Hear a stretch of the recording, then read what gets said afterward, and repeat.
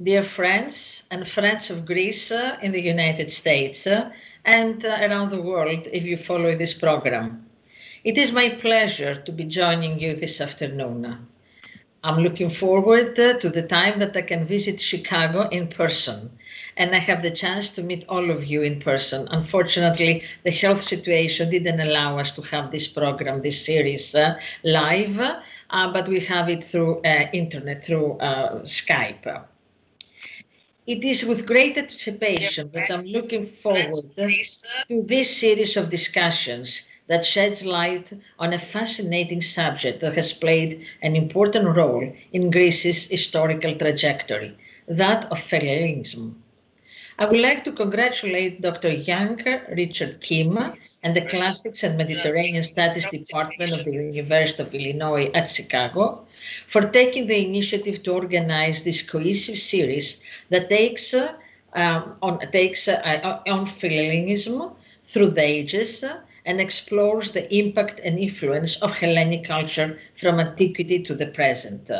I would also like to thank Dr. Mary Boatwright for accepting to be the speaker, to have this conversation with Dr. Kim in this first part of the series.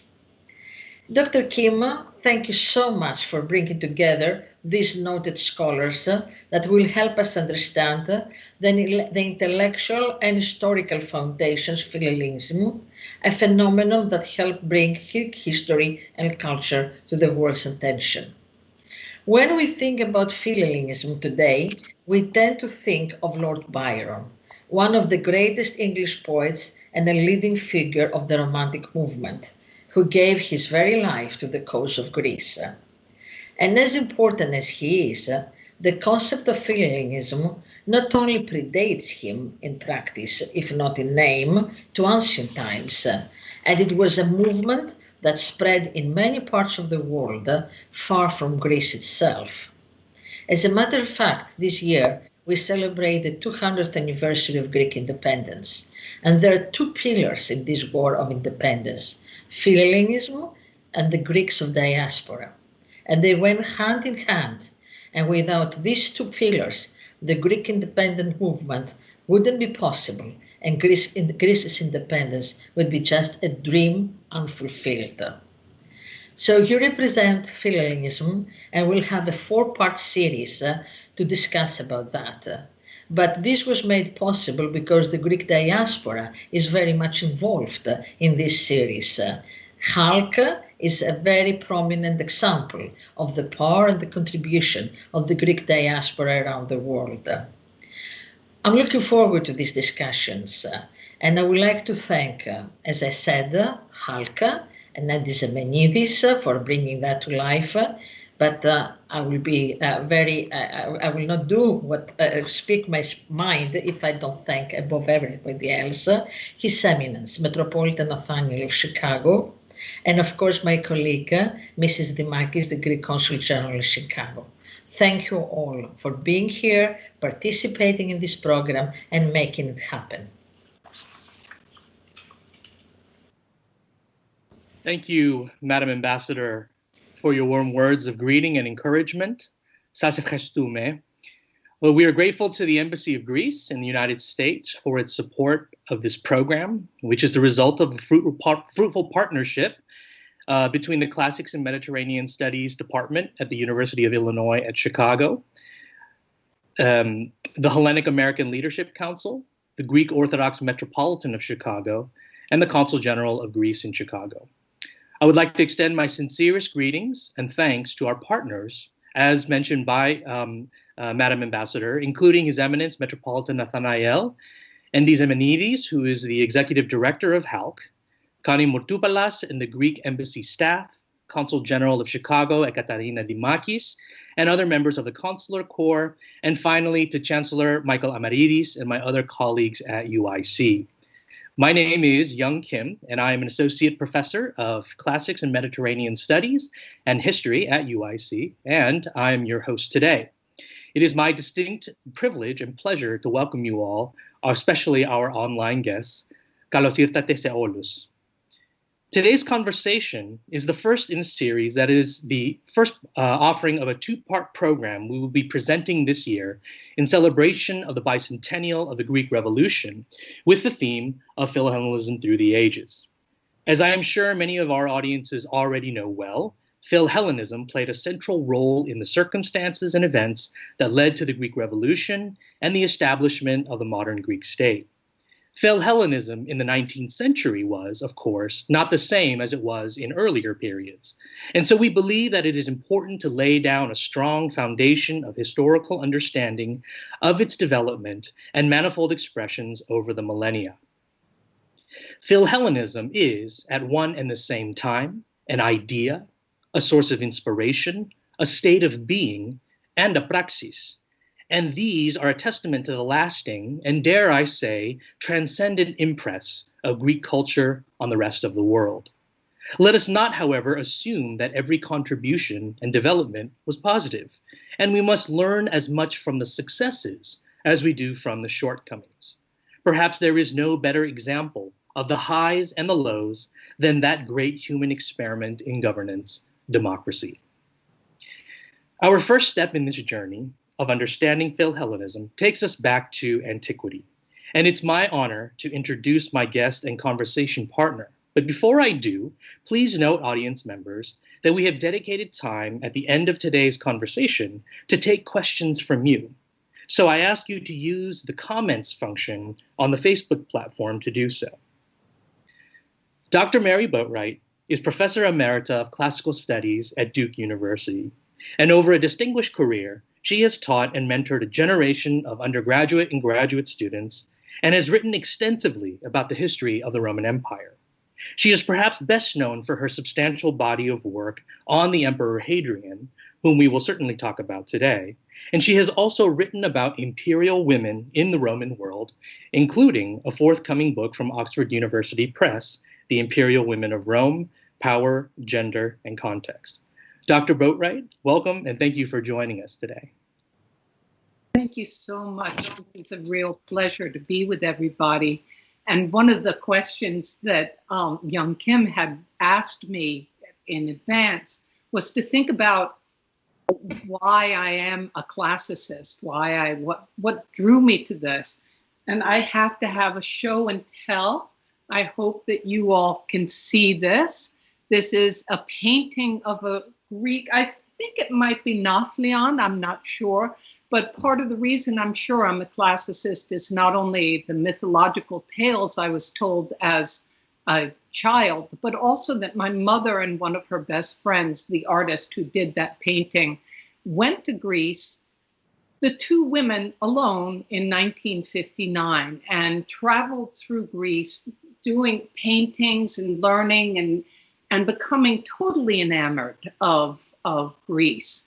And so it seemed when I was thinking about, I ended up a Romanist. I ended up working on Rome, but as already been alluded to by Professor Kim, the Romans loved, in many ways, the Greeks. So I got kind of the best of both worlds. So thank you so much for the opportunity to explore the Greek roots of much of Rome and the Philhellenism that really inspires us all.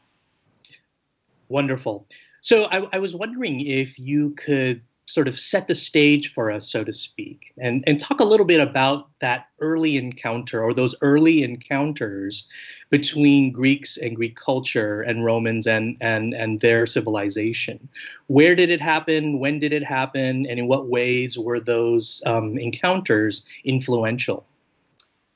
Well, that is kind of the whole history of Rome, shall I say, because we know that there were Mycenaean shards in the locale of Rome. So shards from Mycenae, from the Mycenaean civilization from the 14th century BCE. So there was the Mediterranean, the ancient Mediterranean was a big mixture of people who were going from one part to another for trade, bringing their culture, bringing their ideas, bringing literacy, bringing, and of course the Romans acknowledged that the Greeks brought some of the best things: wine, grain cultivation, olive cultivation. So the Romans are just up on the western coast. They're about halfway on the western coast of the boot of Italy, shall we say. And the Greeks not only had those very early connections of trade indicated by this material from the Mycenaean period, but also went in the 8th century BCE and following, colonizing along the shores of southern Italy, which had so many Greek colonies on it that it became known for the Romans as Big Greece, Magna Graecia, and also the different polis of the Greek mainland also colonized down in Sicily. Syracuse is one of the places that is one of the earliest. So the Romans I'll be making huge generalizations and characterizations later on, and you can all say, well, are you kidding? But the Romans were initially concerned much more with, shall we say, power, as manifested by military might and also kind of political domination over others. And they looked a little bit to themselves, but they were always open to accepting the best of what anyone with whom they came into any kind of encounter, they would want to accept the best. So, for example, we have in the Roman Forum itself, one of the very earliest temples is a temple to Castor and Pollux, the Greek Dioscuri, from 494 BCE. So, and they weren't even, in some cases, some of the gods were brought over, shall we say, because the Romans, like the Greeks, thought of the gods as anthropomorphic, concerned with what we do, and particularly susceptible if there's a nice sacrifice and the good smells go up. That's always going to help us. So some of the Greek gods we often say were kind of Juno and Hera are the same, and Jupiter and Zeus are the same. But in any case, the Romans took some of the Greek ideas of divinity and religiosity and man's place, men and women's place in the world vis-a-vis the gods and community. They took those on very early too. So it's very hard to kind of untangle what is Roman from what is Greek influenced or what is Etruscan influenced, and the Etruscans themselves were influenced by the Greeks. So from the very beginning, I think that we must keep in mind that the Romans were influenced by the Greeks and admired them. I will say one other question that Professor Kim had asked me in advance was, kind of an aha moment of my education. And I would say that I was lucky enough to go to Stanford, and Professor Raubacek, a brilliant scholar of Greek history, taught me a little freshman. And as he would come and lecture every day without a note, and he had us read Herodotus and others, I finally thought, he is Herodotus. He is Herodotus come back to life with his ring composition. He was so precise and interesting and informative. But my aha moment was going to Rome when I was a junior in college. I should have known better by then. And realizing that Greek history was not separate from Roman history. They overlapped. They were intricately tied together. So that was, I still remember that moment. But I'm talking too much. You should ask questions. No, I appreciate very much the broad kind of sweeping picture that you've provided for us. It's very helpful. And in particular, I'm glad that you mentioned the gods. Because in my own teaching, for example, when I teach Greek mythology, an impression that I often hear from my students, which one might say is even a caricature, is that the Romans sort of copied and pasted. So they took a Greek god or Greek gods, they took Greek comedy, or they took Greek art, and then they sort of slapped on a different name or a name that they were accustomed to, and then sort of mass produced it in that way to consume as the Romans. I wonder, though, does that impression resonate with your understanding of this relationship between Greece and Rome? I'd say not. Perhaps I just would say not, because it's a little bit simplistic. I think that all of us, and it's understandable, because we want to understand origins and how things work. But anytime I think that the Romans, shall we say, took something from the Greeks, they made it their own. So the Aeneid, their great epic, if you will, written by Virgil at the end of the Republic, the very beginning of the Empire, the Aeneid, one could say, well, yeah, the first 6 books of this 12-book epic, which is written in dactylic hexameter, which is, of course, taken from Homer, are like the Odyssey, and the second 6 books are like the Iliad, except that, yes, and there are many, many connections that one can see, but Virgil made it Roman as well. And as I said a little bit before, the Romans prided themselves, or maybe it's only Polybius who says it, who was himself a Greek and wrote in Rome, but the Romans prided themselves in taking the best. They were very pragmatic, and so they would borrow, shall we say, or take on what was useful and good of other people's, but make it their own. And I think that was probably, well, I'm a bit of a Pollyanna about the Romans, even though it's hard to be about such a merciless, warlike group. But I think that is one reason how the Romans were able to create an empire that lasted so long, and that they could, although they were deeply conservative, they also were open to change. And one of those changes was the great admiration of the Greeks and of Greek culture, so that they wanted that. Would you ever say then, in this sort of context of admiration and adaptation and adoption, that there were voices of resistance that among the Romans? There were Romans who thought, perhaps even felt a sense of insecurity, perhaps, about the flourishing of Greek culture and its various expressions. And so maybe in resistance to that, they sort of said, maybe we need to have more things, Roman. Was there ever that sense among the Romans? Oh, there definitely was. Cato the Elder, so-called, or Cato the Censor, whose political career was really the first half of the 2nd century BCE, dies, a little after 150 BCE. And he was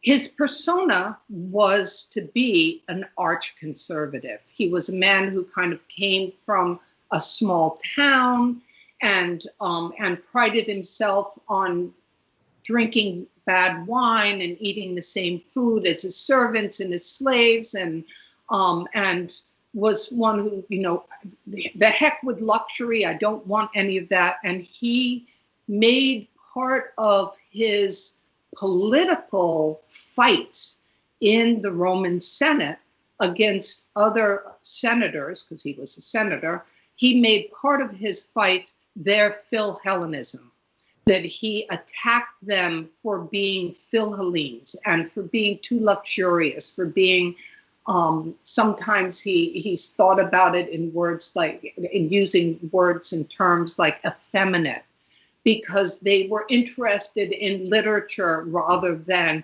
going out into the fields and getting their hands dirty and that kind of thing. But we hear most about this, which is just so wonderful. We hear most about his stance from Plutarch, who the great intellectual and writer who was Greek himself, came from Boeotia, and was writing in the beginning of the 2nd century CE. So let's say he's writing 170 years after the death of Cato. And Plutarch, who is usually very discreet, Plutarch kind of says this was one of the silliest ideas that Cato ever had. And besides which, Cato himself borrowed Greek ideas and Greek oratory. And when he wrote with ideas that he himself had taken from the Greeks. So even though it could be used, Philhellenism could be used as a political attack, it was, you couldn't escape it. It just you could not escape it. And we hear a little bit, even into the empire, we hear, people made fun of Nero, who was the emperor from 54 to 68 CE of the Common Era, that he was too Greek-like, and then they make fun of Hadrian, my emperor who ruled the Roman world from 117 to 138. And we hear, was called Caraculus, a little Greek, because he supposedly loved the Greeks so much. On the other hand, Hadrian was one of the most effective emperors of the Roman world. Maybe after Augustus, who set up the whole empire, Hadrian was one of the most effective. So, and he could certainly manage his love for Greek intellect, literature, philosophy, culture, and religion, and architecture, and art. He certainly could manage that with making, well, as they used to say in Rome, making the trains come in on time, with collecting taxes and making sure that the world was run in a way that it would not have insurrections and people were not too desperately unhappy with the Roman rule. Yeah, that's really interesting. And in fact, I'd like to take us back a little bit to talk about the emperors. You mentioned, of course, Nero and Hadrian.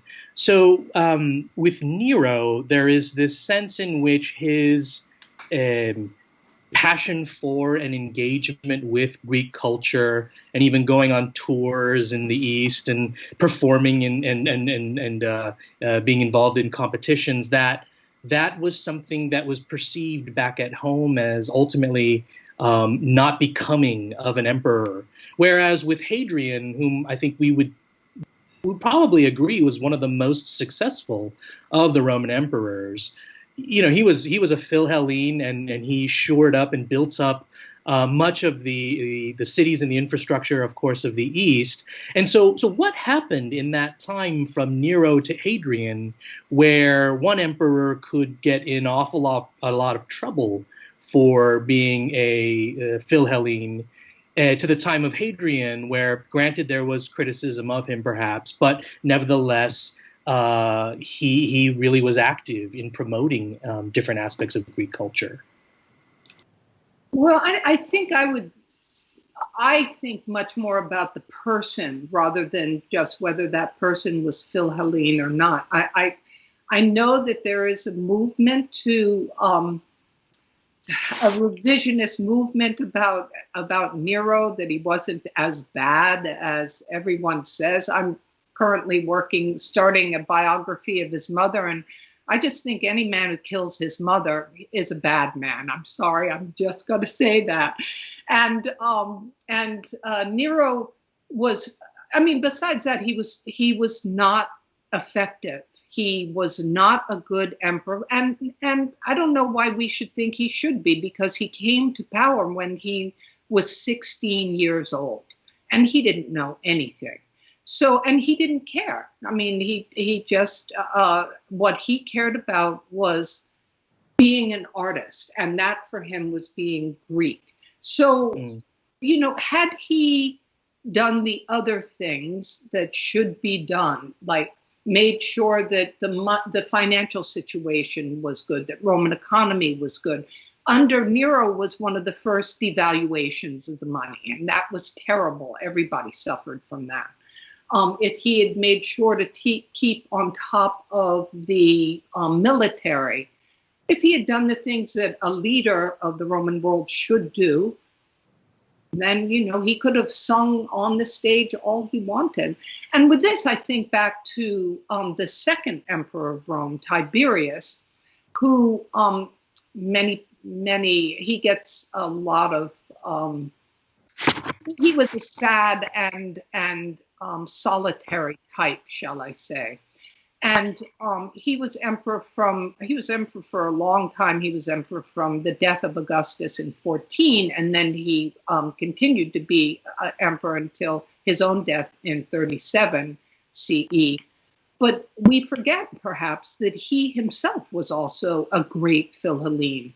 At one point, when I would say Augustus was not treating him very well, Tiberius went to Rhodes and studied philosophy and lived on Rhodes from 4 BCE until 2 CE. So he lived there saying, I'm just going to educate my mind. I am going to follow the things that my passion. And when he was emperor, he brought in some of the great artists from Rhodes to work on his some of his sculpture. He gave beautiful pieces of Greek sculpture to the city of Rome. So we forget about him because there were other things that he had going against him. But excuse me. But anyhow, he was also a Philhellene, and we don't hear the disapproval that we do with Nero. So that might be part of it.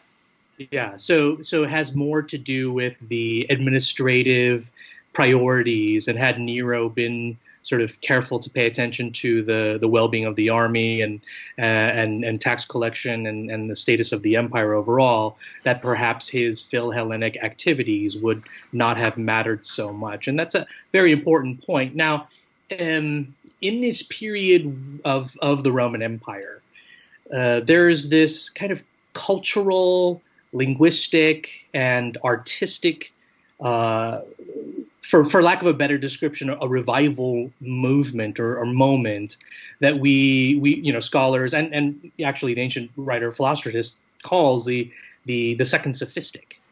And so I was wondering if you could tell our audience a little bit about this movement and, of course, its connection to Greek culture and Philhellenism.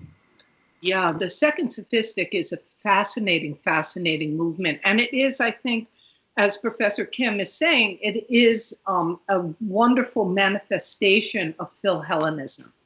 And we think of it, it's a kind of archaizing, shall we say, literary movement and cultural movement, where people are looking to the past for inspiration.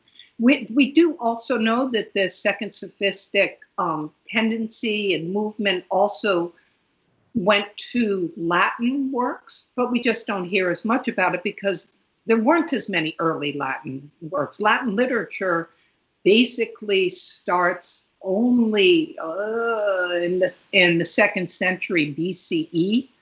That's 300 years after we have somebody like Sappho. So, there's just much more literature that we have from the Greek world, and it's much more impressive and rich than the early literature that we have from the Roman world. Although the Roman world material is very interesting in and of itself. But the second sophistic, I think people still believe that it kind of starts under Nero, so we get that connection with Nero and Nero's Philhellenism. and really grows. So in the 2nd and 3rd century CE of the Common Era, it is a very prominent literary movement. And it tended to look back at literature from the 5th century BCE and the 4th century BCE.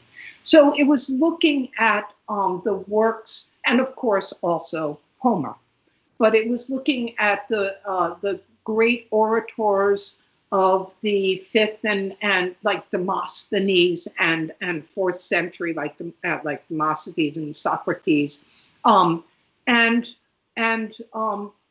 looked back to their type of speaking, their choice of phraseology, their choice of examples as a touchstone. And second sophistic exemplars were often themselves impresarios, I guess I would say, who would speak or write, but speak in particular in front of large crowds who loved their speaking. The more recondite it might be, the better it was, particularly for the audience who were the intelligentsia, who could say, "Oh, I recognize that allusion," and these were big. Well, the Super Bowl is today, and having a great speaker, Favorinus, or having a great speaker come to your town and speak would be maybe not the Super Bowl because that's so big, but something like that. It would be an enormous celebration, an enormous way for the community to think about itself. So many of these events were happening over in the East, in Athens, in Sparta, in Euboea, and also along the coast of what the province that the Romans knew of as Asia, but the western coast of Turkey, and so Smyrna, for example. And as Madam Ambassador said, this is the diaspora of Greece as well, so it appealed to them as well. But we know that people came to Rome and spoke in Greek and gave these great orations in Greek in the city of Rome and to packed houses. So this was a phenomenon that was not only in the Greek East, where the Koine was Greek, but also in the West as well. So that example that you give at the end seems to suggest that Greek language by this point had perhaps become a lingua franca. Would we say that anyone who had studied or had any level of education, that Greek would have been their kind of language of reading and writing and discourse? Yes, definitely. I mean, we know, for example, that even the Emperor Septimius Severus, who is known as one of the great warrior emperors, who's emperor from 193 to 211 CE, and he spoke Greek and Latin, and he was ashamed of his sister who didn't speak well enough. So all of the emperors spoke Greek.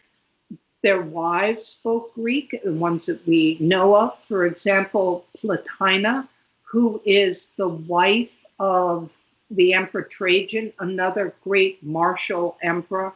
And Trajan died in 117. He was the predecessor to Hadrian.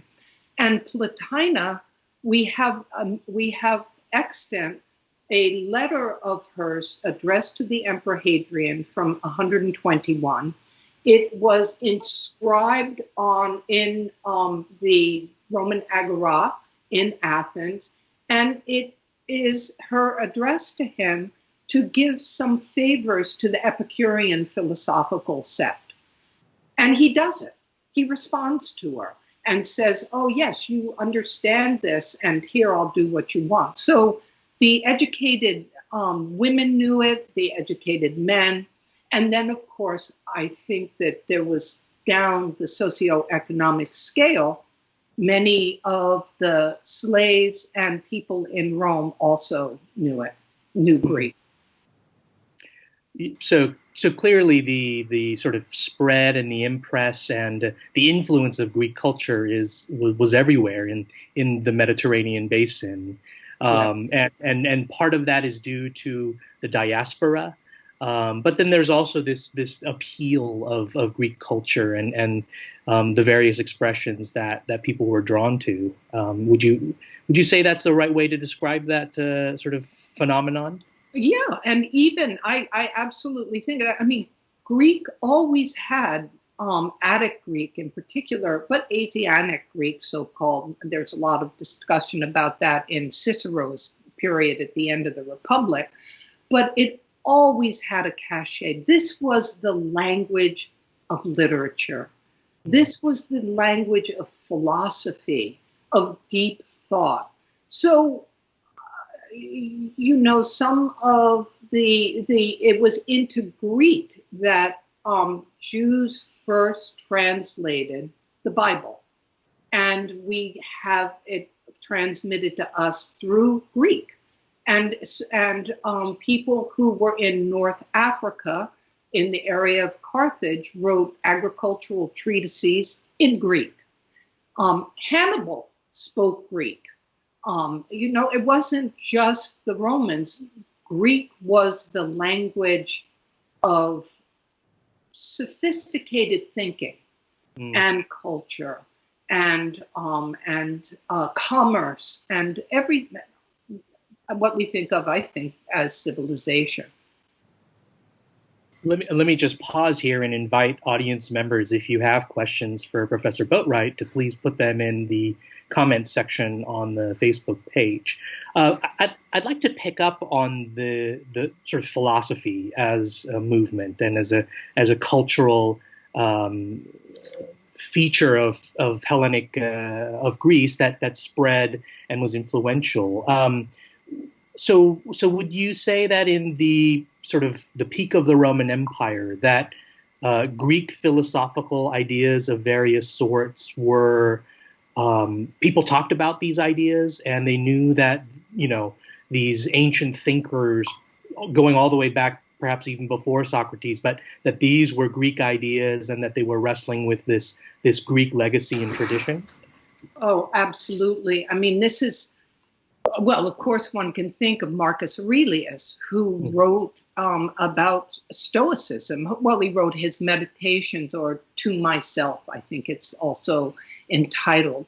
And yet even that, I mean, he is not writing to explain the Stoicism of the 4th century BCE. He's writing to explain how it works for him and how it guides him as a leader in his own day and age.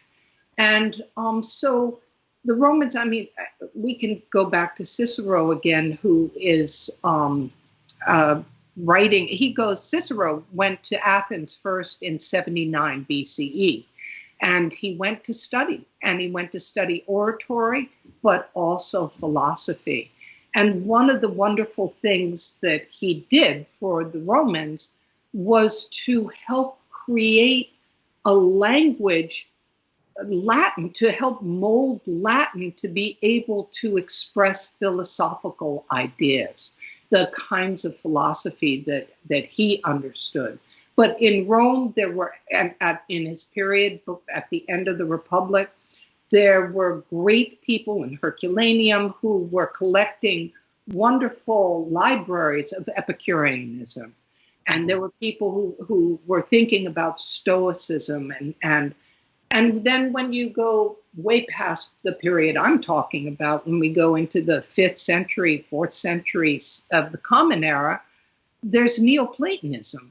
So the great thoughts, that sounds very demeaning, but the wrestling that the wonderful Greek minds had done to understand our place in the world, our place in communities, the way we should treat one another, why things happen, all of that passed on into the Roman world and was a part of people's understanding, part of people's, at least I would say, those who had enough resources to be able to think about philosophy, which is not everybody, unfortunately. But I think that that the philosophy of the Greeks was something that came through, not unchanged, but in a direct line, I think. That's really fascinating. I'm going to ask you to do a bit of a mental exercise with me, and if we could maybe fast forward in time a little bit. And I know this is going outside of our respective areas of expertise, but in the world leading up to the Greek Revolution, let's say broadly the 19th century and Europe before that. My understanding, of course, is that Greece and Rome, or Greco-Roman sort of memories of these ancient civilizations and these cultures were almost a kind of package deal, that the Greeks and the Romans kind of came together. And I just wonder if you've given thought to this reception and this memory of Greece and Rome, and how that might have contributed to the kind of movements and ideas that ultimately gave rise to a people and a place like Greece seeking to be an independent country. Oh, that's a handful. Yeah, it's a big one. Well, I think all of it has to be thought about in terms kind of about colonialism in a certain way, and the Grand Tour, another thing I want to save for my 8th decade or whatever, things that I really want to know more about. But there is, from particularly the British and the French and maybe the Germans, this it's a little bit like the Second Sophistic in some ways, this desire to, and it's Enlightenment, it's of course all influenced by the Enlightenment, but to think about the great ideas of the Greeks and the great power of the Romans, the glory that was Greece, the grandeur that was Rome, and to think about those, but almost erasing the current inhabitants of Greece and of Italy in that period. So Byron, who was absolutely fascinating, and as Madam Ambassador said, he gave his life for Greek independence. I think about him in Rome and his cantos and about the Colosseum, and how it's really the ruins of what's there that inspire him. It's kind of the bones, if you will, of the ancient civilization. And unfortunately, I don't yet know enough about the Greek liberation, but I think that has to be part of it. And in the War of Independence, there's also this other layer, of course, of the Ottoman control.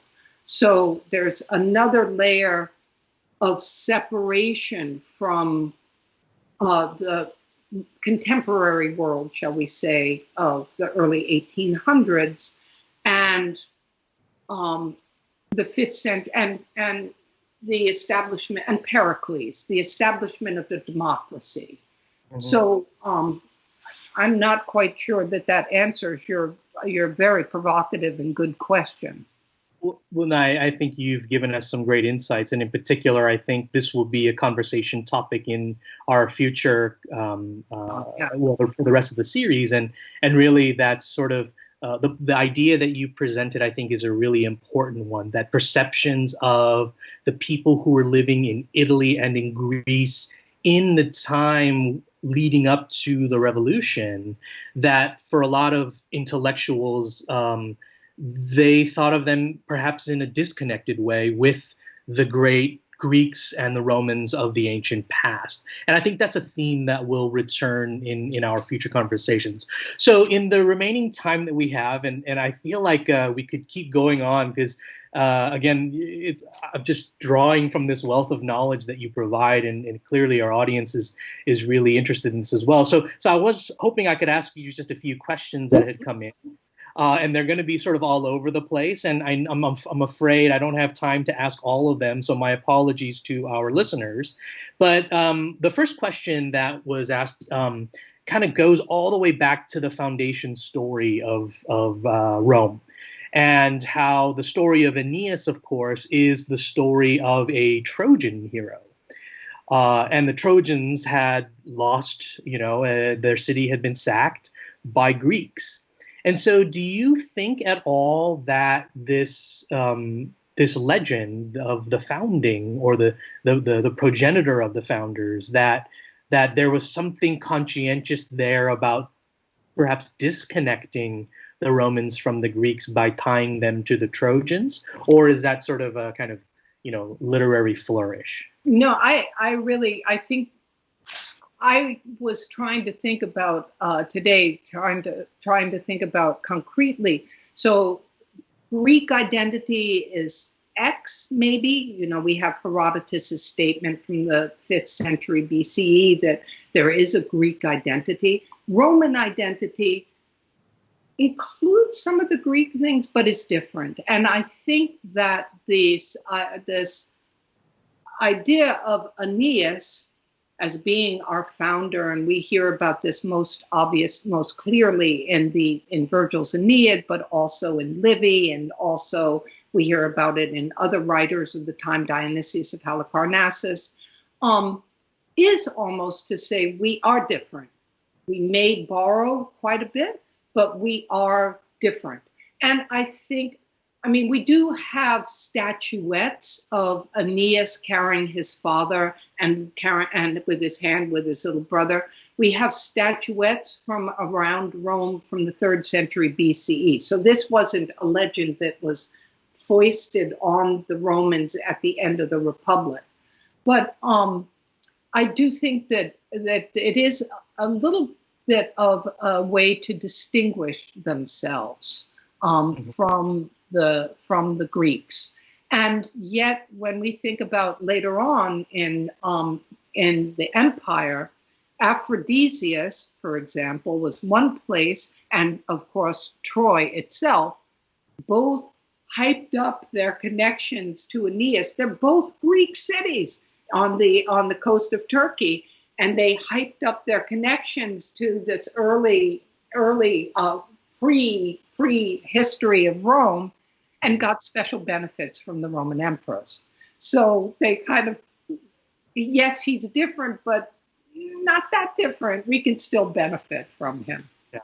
And it seems like there's a shared mythological past that they're both drawing on, Greeks and Romans alike. And even if Greeks and the Trojans were, Yeah, absolutely. I didn't even say that, but that's excellent because, to have Aeneas of the same generation as the great heroes, the great Homeric heroes, well, of course, just as good. Yeah.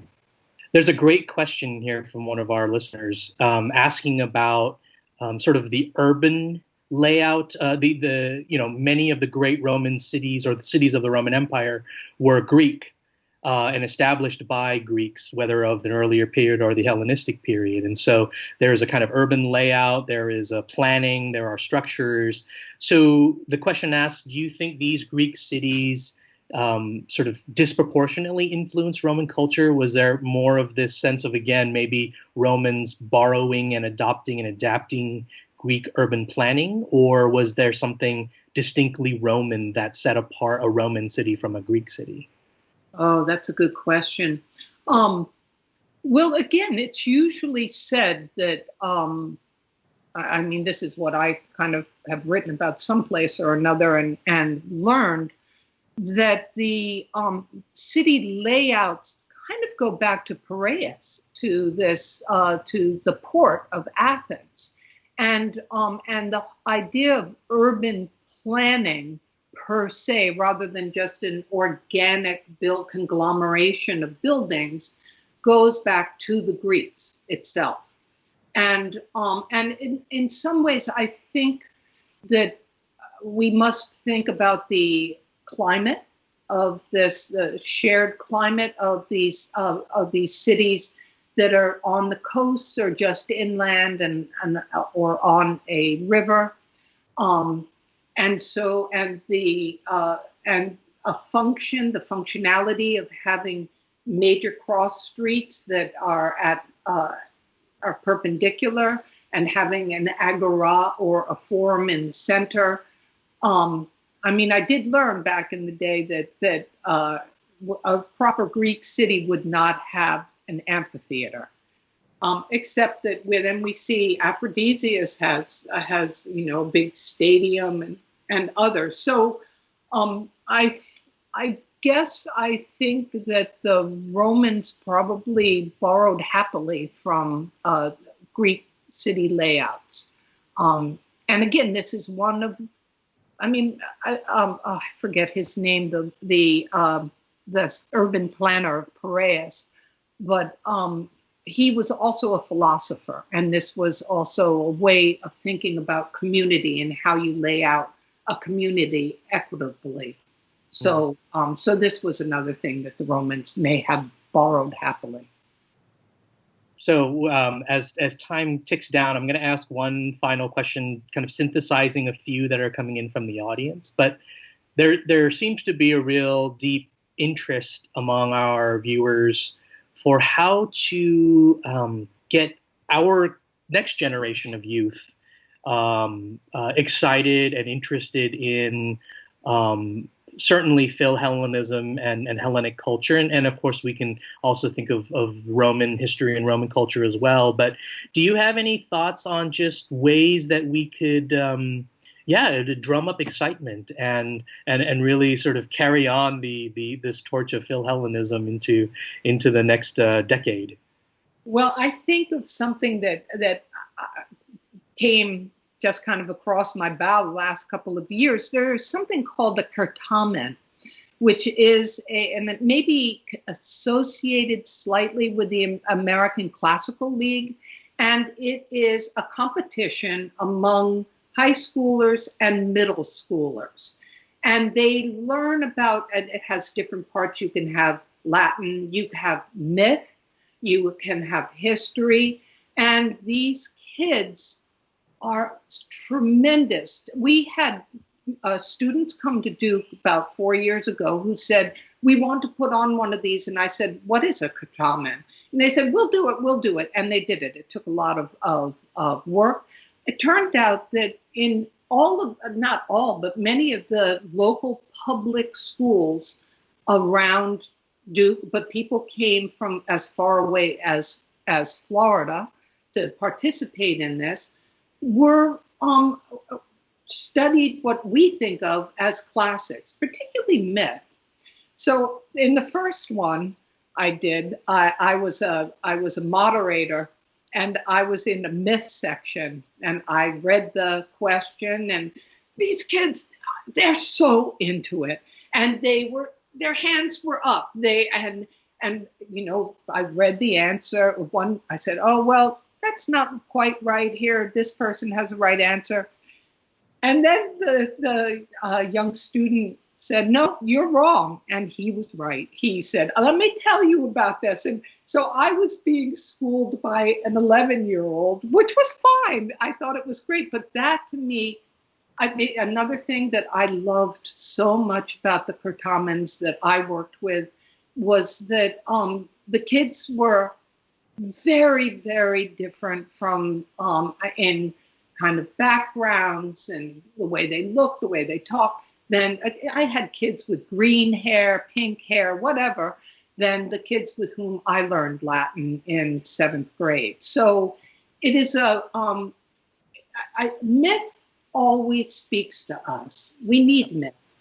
We need myths.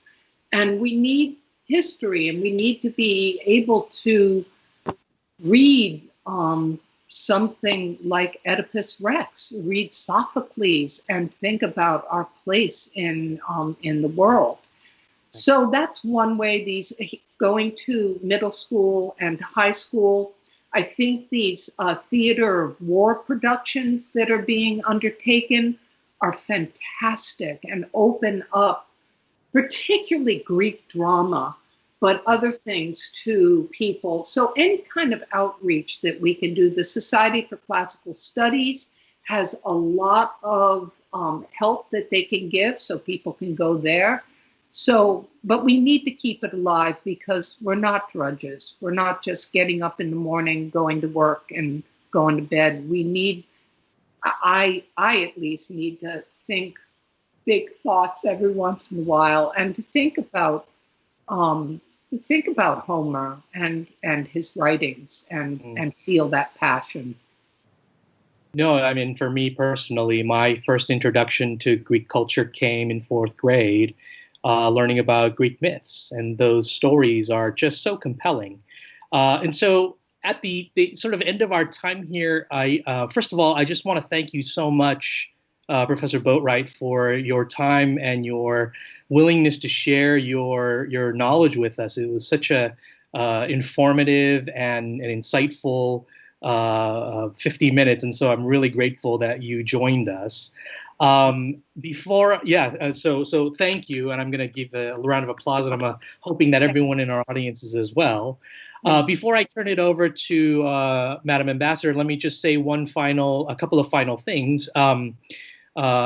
With my previous employer, the Onassis Foundation, they've actually recently developed a podcast series for youths, tweeners as we call them, called Live from Mount Olympus. So I would want to recommend that to other people in the audience to check that out. It's a great, again, introduction to Greek mythology.